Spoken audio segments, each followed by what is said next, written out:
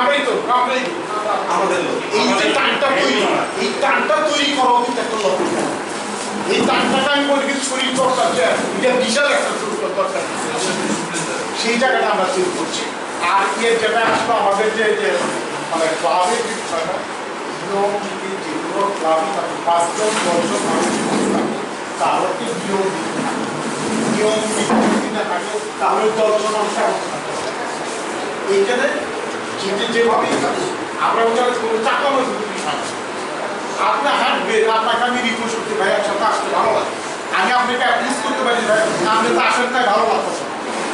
তার মানে আমার অ্যাপ্রোচটাই হলো তাই আপনি আসেন না ঘর দেখেন একটু চাপানো ব্যাপার না বাড়ি বাড়ি আমি যে আমরা চাপিয়ে দিচ্ছি বিষয়টা এরকম আমরা